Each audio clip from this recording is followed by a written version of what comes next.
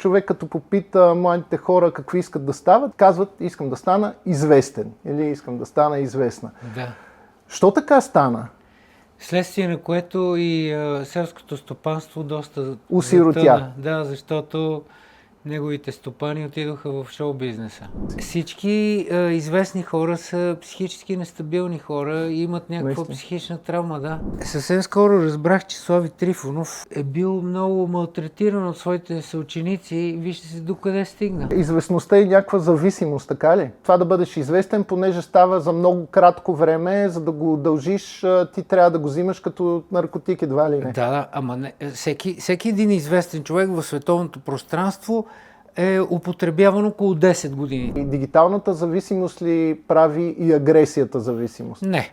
На нас винаги някой ни е виновен или някакви обстоятелства са и накарали ние да правим това или онова. Според тебе агресията страх ли е? Израз на страх ли е? Израз на агресията е липса на душевност. Здравей, ще говорим на ти, защото се познаваме и няма смисъл да се правим на каквито не сме. Много ми се иска да поговорим за нещо, което според мен е някаква пандемия. Първото ви парче, първия ви хит като братия Мангасарян на времето почваше с много готин лав. Всяка година хиляди хора напускат селското стопанство, за да се влеят в редовете на българския шоу-бизнес. Пророческа песен. Да. 20 години по-късно виждаме, че човек като попита младите хора какви искат да стават, те искат да стават, казват искам да стана известен или искам да стана известна. Да. Що така стана? Следствие на което и селското стопанство доста осиротя. Затъна. Да, защото неговите стопани отидоха в шоу-бизнеса. Защо искат да станат известни? Известни без да казват известни с какво? Защото човек може да бъде известен и като, примерно, сериен убиец. Нали? Явно не подбират много. Много хора смятат, че като станат известни, ще се спечелят пари. Което е много далеч от истината. И може би за това. Но аз смятам, че много хора искат да станат популярни, защото вярват на лъжата, която ни е обгърнала така. Живеем в абсолютно илюзионен свят и младите хора смятат, че появявайки се в общественото пространство, това носи дивиденти. Хората ги разпознават, лесен секс, може би лесно спечелени пари. И уверявам всички хора, че това не е така. Много е опасна тази игра с известността. Говоря от името на човек, който е вътре в нещата и всеки един известен човек, ако попитате дали иска да бъде известен, съм 100% сигурен, че голяма част от тях, над 95-6% ще кажат не. Да. Неприкосновеността на личното пространство е изключително важна и това да си известен определено има някакви положителни страни, не знам, не съм сигурен, може би има. Намираш маса лесно в заведение, примерно. Да, или от време на време някой те черпи нещо, което аз предпочитам да не ми се случва. Можеш и сам да си се черпи. Да. А възможно ли е да се дължи на някакъв комплекс за малоценност, т.е. хора, които не са вътрешно уверени, да търсят признание в очите на другите или такава дълбочина да не търси? Всички известни хора са психически нестабилни хора и имат някаква психична травма, да. Не само гениалните? Да, 100%. Това ти да искаш да бъдеш известен означава, че нещо се е бъгнало в тебе, нещо е някаква травма или да знам. Да. При всички положения. Да. Защо искаш да се показваш и да бъдеш одобряван? Да. Защото не си спокоен със себе си, сигурно. Да, може би си потискан, бит от семейството или... Това, което е много модно сега, даже доста спортисти ползват допинг с това оправдание, дефицит на вниманието, хора, които не се усещат достатъчно така обичани, например, и така нататък. Може би пък това да е тайната на този култ към известността. Съвсем скоро разбрах, че Слави Трифонов е бил много малтретиран от своите съученици и вижте се докъде стигна. Пък той е едричък. Интересно. То педрите най-много боядат. Да, ако е бил някаква върлина, да, не като сега. Той беше много сапа, си го спомням още в самото начало на неговото появяване. Съм го виждал. Тоест, тези 6-7 реалити шоу, които вървят в момента едновременно и аз не смогвам изобщо да ги следя, защото като по едно, като са по две, Да. все пак човек може нещо да следи. Явно не са много в ред хората, които участват в тях, така ли да кажем? 100%. Това са психически нестабилни хора. Аз едно от тях от време на време попадам, защото мой колега е вътре, с който играем в представления, Петю, и гледам някакви неща избирателно и виждам някакви много тъжни картини. Значи бил прав Бойко Борисов преди 15 години в едно интервю ми каза: не съм щастлив. В същото интервю на въпроса слава или пари, той каза: слава, моментално го каза. Тоест, добре, ще търсят хората слава, когато не са щастливи, постигайки я. Имат нужда от помилване. Това е според мен. Не знам друго какво. Аз искам само да ти кажа, че от моята гледна точка, за мен това винаги е било проблем. Тоест аз много исках да стана актьор. Аз исках да стана театрален актьор. И много късно си дадох сметка, че това води до някакъв тип известност. Това не пропуснал съм го някъде. Тебе играта ти беше интересна, а не много това ми беше интересно това. И аз смятах, че просто ще сложа една качулка и ще се прибера от театъра в къщи, от къщи в театъра и голяма работа, като си известен. Но не е точно така. Вие станахте, аз си спомням тогава, за пръв път, може би, когато така беше бума с... не помня коя режисьорка ви беше сложила в женски рокли и така нататък. Беше Лилия Баджиева и беше голям скандал тогава и съответно веднага станахте известни с това. Да, още самото начало като театрални. Кои бяхте тогава? Ще напомниш ли? Аз си спомням, разбира се, но за зрителите да първите, го кажем. които бяхме Моню Монев, аз, Люси Ларионов. Това бяхме най-първите. Не мога да си Да, тогава ви ругаеха много, че така подигравате се с класиката, си спомням и така нататък. Да, това бяха тотално хитови представления, които обиколихме цяла Европа с тях и публиката навън много повече ни харесваше. Да, защото те хората там са по-свикнали да приемат различни неща, макар че тук се развива това. Елизабетинският театър също само от мъже се е играл, така че това си е класика. Да. Жените много по-късно. Но това наистина бяха ни брутално култови представления, които...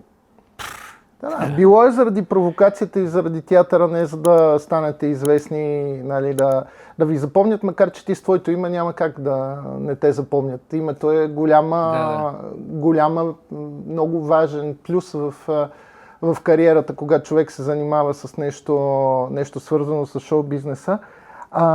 Прави ли ти впечатление, че може би, понеже хората не стават известни въпреки цялото си желание, България е страна на велики личности. Всеки е велик, но няма отбори в България. Само един волейболер напоследък се появи и то направен от италянец. Дали пък това не е една от причините за толкова агресия в обществото и в младите хора, но не само?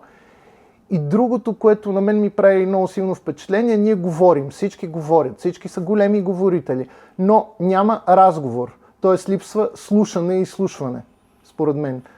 Натрупва ли се от това агресия или е следствие от агресията? Според мен е следствие от агресията. Ние живеем в свят, в който всичко става много бързо. Бърза храна, бърз секс, еднократно. Всичко е еднократно, т.е. дори дрехите, бърза слава. Да. Модата се сменя на сезон 3-4 пъти. Нали? От началото на лятото до края на лятото 3-4 смени имаме, за да и много бързо да се сменя. Бързи взаимоотношения, бързи приятелства, бързи коли караме. Времето започна да тече много бързо. Едно време мигача на колата цъкаше така. Цък. Сега като картечница. Да. Тоест, известността е някаква зависимост, така ли? В смисъл това да бъдеш известен, понеже става за много кратко време, за да го удължиш, ти трябва да го взимаш като наркотик, едва ли не. Да, ама не, всеки един известен човек в световното пространство е употребяван около 10 години. Това е максималният срок на годност на една известност е 10 години. След това ти отиваш във втора категория. Известник кой беше? Той ти не беше ли? Мен са ме бъркали, ако ти казах какво... С нощи това си говорихме с продуцента Кирил Кирилов. Пътувахме от Варна към София. С нощи, нощеска беше. Да. Пътувахме от Варна към София и той разказа как сбъркали Марио Скуркински с Ненчо Илчев. И го помолили да направи един фокус. Той е направил. Да, мене много ме занимава въпроса с агресията, защото понякога не мога да си обясня от телефоните ли идва от тази дигитална пандемия, които ни карат, нали? Инстаграм направи всички медии и Фейсбук направи всички звезди да се чувстват и така нататък. От това ли е цялото напрежение, което толкова много чувстваме, и дигиталната зависимост ли прави и агресията зависимост? Не. На нас винаги някой ни е виновен или някакви обстоятелства са и накарали ние да правим това или онова. Просто ние сме глупави същества, не може да надскочим всичко, което се случва около нас. Няма мисъл. Ние българите или ние хората въобще? Ние българите сме... така, дет се вика... Представителната извадка. И ние сме част от света. То всичко, което се случва по света, идва и тук. Сега много силно впечатление ми направи. Бях в Берлин преди няколко дни. Постоянно се говори, нали, че българите били много намръщени. Извинете, отидете в Германия да видите германците колко са намръщени. Ама немци или нови немци? Не, немци, баш си техните си... Кореняци, така да ги наречем, някой да не се засегне. 4 града обиколихме, при първото ходене минахме 1000 километри. Изключително намръщени и болни хора, бих казал. Съвсем откровенно го изявявам. Просто отидете и се разходете. В целия Запад е така. И потиснатостта гърми като агресия. Потиснати са, да. Може би хората, колкото повече гледат в устройствата, другите как живеят или как представят, че живеят, може би от това се нервират и се агресират. Пак някой има виновен. Просто не тече мисъл ти, нямаш отговорност към собственото си личностно развитие и очакваш някой друг нещо да ти даде. Дали през телефона, дали общината или държавата и така нататък. Не трябва никой нищо да ти дава, трябва ти да даваш. Нали? Това е идеята и да взимаш също. Да, ама това е идеята на нашето съществуване. Ти не да се учиш от устройства или от някакви учители, гурута и така нататък. Ти трябва да се учиш от собствените си постъпки, от собственото си наблюдение, защото 8 милиарда жители на планетата, това са 8 милиарда вселени. Точно така. Всеки един човек е една отделна вселена и не може да се само идентифицира с този онзи и оттам как така ти известен, защо? Психолозите точно така го определят пасивно-агресивното поведение, класическата формулировка, че това е бягане от отговорност или липса на поемане на отговорност. Според тебе агресията страх ли е, израз на страх ли е? Израз на агресията е липса на душевност, според мен. И все повече хора наблюдавам дали по някакъв начин тая магнитна боза, в която живеем, защото ние наистина живеем в една магнитна боза. Тия Wi-Fi, къде... Аз имам един офис тук в центъра, 38 Wi-Fi има около мене, които са на фул. Пържени мозъци. 38, разбираш ли? Отделно 5G антените, които са една от тук. Отделно тролей и трамвай, които от тук трамвай, от тук тролей. Нали, това са само част от нещата. Колко други има. Тези кабели, които са от всякъде за тока. И може би това също... И да не забравяме и превръщането на мисленето в алгоритъм, един нормален процес, тъй като всички сме в устройствата, те са с алгоритми и алгоритмират и нашето мислене. Знаеш как е, Примерно говори си с някого за маратонки, почва да ти излизат 1000 реклами на маратонки и то точно тази марка, която ти харесваш и почваш да навлизаш в още по-големи дълбини с всяко следващо търсене. И ние малко от това, нали, придобиваме и ние такова алгоритмично мислене и то е, разбира се прави, за да имаш емоционална реакция, да не си много рационален, защото човек, ако се замисли, имаме много неща, на които да се радваме, но рядко ги намираме и рядко вярваме, че това е нещо, което е достатъчно за нас. Всичко не ни е достатъчно вече. Няма достатъчно при нас. Това е другото. Това е другия основен проблем е лакомията, с която ние постоянно преследваме.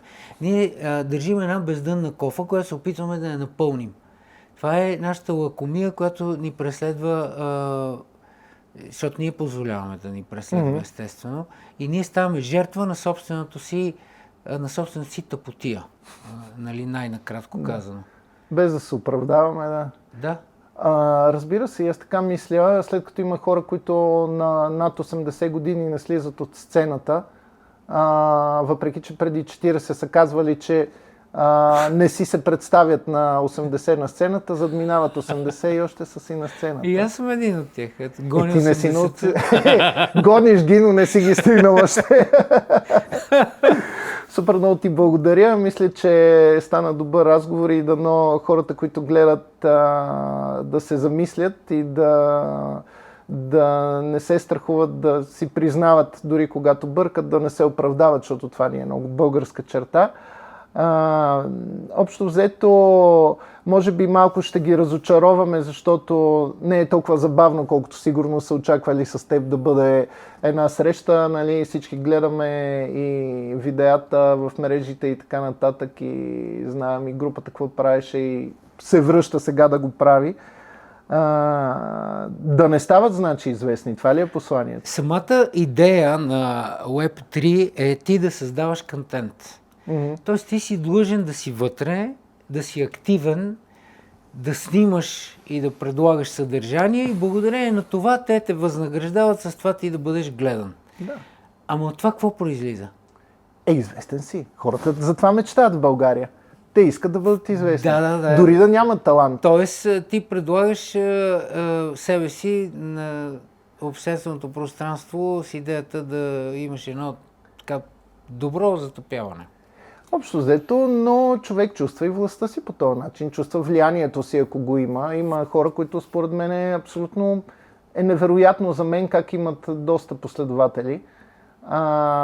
Това е в 90% е много фалшиво с многото последователи, защото имаше една българска популярна личност, популярна с това, че е популярна, която имаше по едно време повече последователи. Това зората на Инстаграм говорим. Да. Имаше повече последователи от Мадона. Реално така си беше. Нали? Тя и Мадона гони 80-те, шегувам се, разбира се, далече. Все пак тя има много голямо съдържание. Хората слушат някакви песни и това беше момент, в който можеш да си цъкнеш и да видиш какво прави Мадона, въпреки че не е добър пример. И тя доста затопя. Мадона си е Мадона, тя е класика. За нашето поколение 100% според мен. Да, от време на време изпитвам срам, че я гледам, да ти кажа честно. Тя никога не е била някой голям мислител или така. Стана политически активист напоследък, но те хората, като се пенсионират от шоу-бизнеса, обикновено тръгват да се занимават с политика. Само в България е обратното. Да. Знаеш ли какъв друг феномен съм наблюдавал? Излизат българска песен на български рап изпълнител с поп-фолк. Така, елементи, разбрахте и кой е той, всички мислят, че разбраха, да? Да, и негов приятел поп-фолк и така нататък. И в същото време излиза песен, но не мога да си спомня на кой световно известен, така много популярна, не мога да си спомня точно кой беше. И те са с едни и същи гледания. Някой е почерпил мрежата, сигурно. В смисъл, платил Да, си ама ротации. трябва някак си по-умерено да се черпи. Разбира се, защото това е фалшиво. Но времето е такова, че кое е фалшиво и кое е истинско става все по-трудно да се разбере. За младите хора пък съвсем всичко май като едно безкрайно видео им се струва. Аз бях шашнат от един случай в Америка скоро. 9 съученици убиват свой съученик, 10-ти, който е бил в тяхната компания по някакви тинейджърски причини. Снимат го това и го пускат в мрежите. Тоест, за тях живота е едно видео, един филм, който... Да. Да. А то не е. Дори не са си помислили, че носят отговорност и може да им бъде търсена и със сигурност закона ще ги накаже тежко. За тях е било важно да се похвалят на всички с това, което са направили. Въобще без да си дадат сметка за разликата между добро и зло. И по тази причина на мене ми е странно, защо толкова има против в училище да им се създава някаква елементарна представа на децата за добро и зло. Аз не знам ти дали си за или си против, без да навлизаме в някакви такива Да, абсолютно. дебри. Мисля, че е полезно да има все пак някакъв ориентир, поне в училище, докъде се простират границите на някакви човешки норми. Не психологически, не теологически, а просто да се стъпва на земята, поне малко. Не само в мрежите да бъде живота, защото той не е само в тях, според мен. Да, тия деца, като гледат техните нещастни, глупави родители, докъде се стигне и какво си викате, какво ни чака в този живот? Много сме песимистично настроени. Аз вярвам, че всичко ще бъде по-добре. Винаги. Иначе какъв е смисъл да ставаме сутрин? Ама ние, освен да вярваме, трябва и да действаме това нещо да стане. Ние специално с тебе го правим. Не случайно правим и тази среща и въобще правим този проект, защото смятам, че хората поне трябва да получават визуално, а надявам се и ментално някаква алтернатива на останалото, което им се предлага като съдържание, което много често нищо не съдържа. Супер много ти благодаря. Пожелавам ти и двамата да бъдем по-оптимисти и то не е само така напомпани отвътре, да има реално защо да бъдем повече оптимисти. Благодаря ти много. Аз съм оптимист, защото знам, че след всяко зло следва добро или когато удариш дъното и погледнеш нагоре и има само нагоре. Така да приключим. Благодаря. И аз ти благодаря.